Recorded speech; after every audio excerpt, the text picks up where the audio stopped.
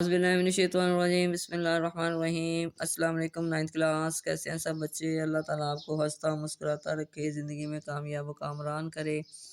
जी बच्चों, आज हम आपका टॉपिक था इस्लामिक लाज़मी में सिला रहमी। उसकी हमने रीडिंग भी की और शॉर्ट क्वेश्चन भी बनाए और उसको समझा भी कि उसमें हमने क्या पढ़ा है।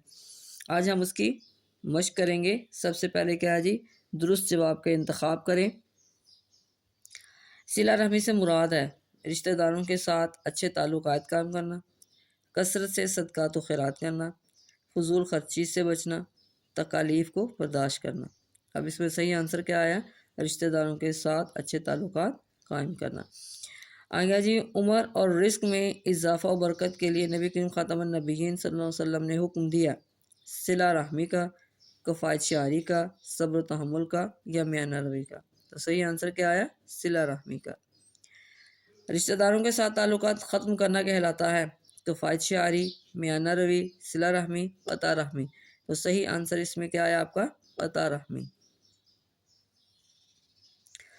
हदीस मुबारका की रोशनी में असल सिला रहमी करने वाला वो होता है कभी किसी से ना झगड़े, हमेशा अदब से बात करे, कभी किसी से ताल्लुक़ न तोड़े, तोड़ने वाले से ताल्लुक़ जोड़े।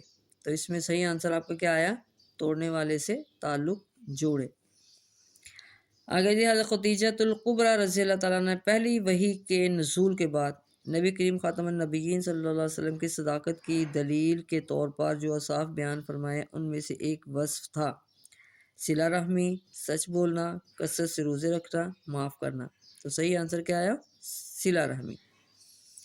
जी बच्चों, अब हम इसके शॉर्ट क्वेश्चन देख लेते हैं। पहला है जी, नबी करीम ख़ातमुन नबिय्यीन सल्लल्लाहु अलैहि वसल्लम सहाबा किराम रज़ियल्लाहु तआला अन्हुम को किस तरह सिला रहमी की तलकीन फरमाते थे? हज़रत अबू तलहा रज़ियल्लाहु तआला अन्हु के वाक़े की रोशनी में वज़ाहत करें। जी बच्चों, यहाँ से शुरू करेंगे हम। हज़रत अबू तलहा रज़ियल्लाहु तआला अन्हु अपना एक खूबसूरत और घना बाग राह खुदा में वक्फ करना चाहते थे। नबी करीम ख़ातमुन नबिय्यीन सल्लल्लाहु अलैहि वसल्लम ने हज़रत अबू तलहा रज़ियल्लाहु तआला अन्हु से फरमाया कि वो अपना बाग अपने गरीब रिश्तेदारों को दे दें। चुनांचे उन्होंने वो बाग अपने अजीज़ों और अपने चचा के लड़कों में तकसीम कर दिया। ये आपका फर्स्ट शॉट।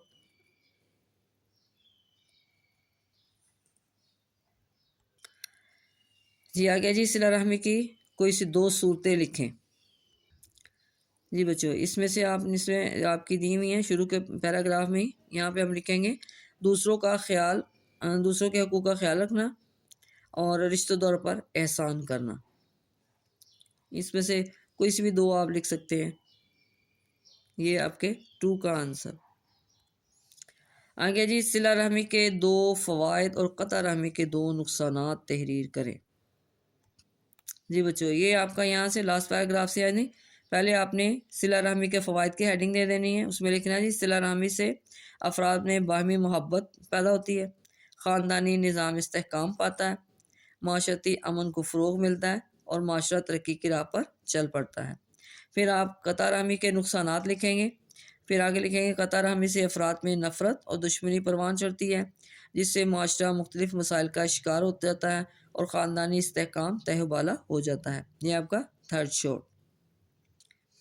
आगे जी, सिला रहमी ख़ानदानी निज़ाम के इस्तेहकाम का बाइस है, इसे अपने अल्फाज में बयान करें। जी बच्चों, इसको आपने लिख लेना।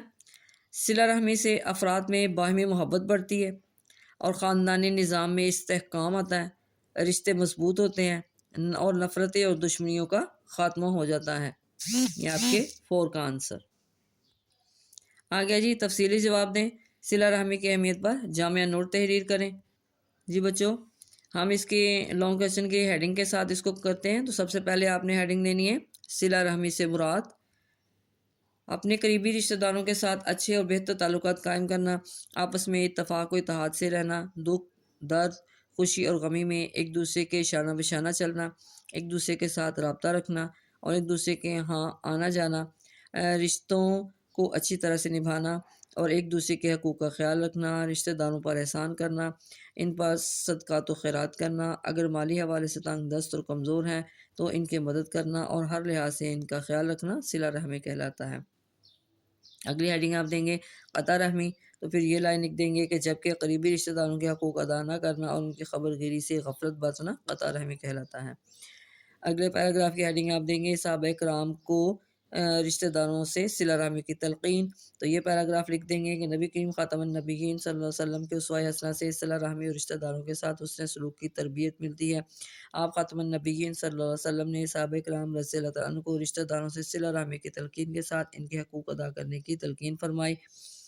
ابو طلحہ رضی اللہ تعالیٰ عنہ اپنا ایک خوبصورت اور گھنا باغ راہ خدا میں وقف کرنا چاہتے تھے۔ نبی کریم خاتم النبیین صلی اللہ علیہ وسلم نے ابو طلحہ رضی اللہ تعالیٰ عنہ سے فرمایا کہ وہ اپنا باغ اپنے غریب رشتہ داروں کو دے دیں۔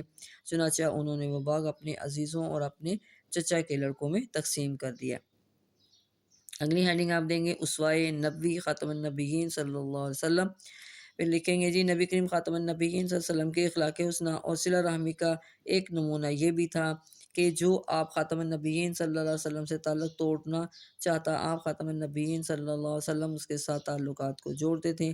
اگر کوئی شخص تعلقات قائم رکھنا چاہے تو اس سے تعلق کو قائم رکھنا کوئی مشکل کام نہیں، مشکل تو یہ تھا کہ جو آپ کے ساتھ تعلقات توڑتا ہے اس کو جوڑ کر رکھے۔ نبی کریم خاتم النبیین صلی اللہ علیہ وسلم کا ارشاد ہے۔ اب یہاں پہ آپ ہیڈنگ دیں گے کہ نبی پاک صلی اللہ علیہ وسلم کو 9 باتوں کا حکم دیا گیا۔ تو یہاں پہ پھر لکھیں گے نبی پاک صلی اللہ علیہ وسلم کا ارشاد ہے کہ میرے رب نے مجھے 9 باتوں کا حکم دیا ہے، مخفی اور اعلانیہ ہر حال میں اللہ تعالیٰ سے ڈرتے رہنا، غصے میں ہو یا خوشی میں ہمیشہ انصاف کی بات کہو اور دونوں حالتوں میں اعتدال پر قائم رہو۔ جو مجھ سے تعلق توڑے میں اس سے تعلق جوڑوں اور جو مجھے نہ دے میں اس کو عطا کروں، جو مجھ پر ظلم کرے میں اسے معاف کر دوں۔ میری خاموشی فکر پر مبنی ہو، میرا بولنا یاد الہی کا بولنا ہو، میرا دیکھنا عبرت کا ہو۔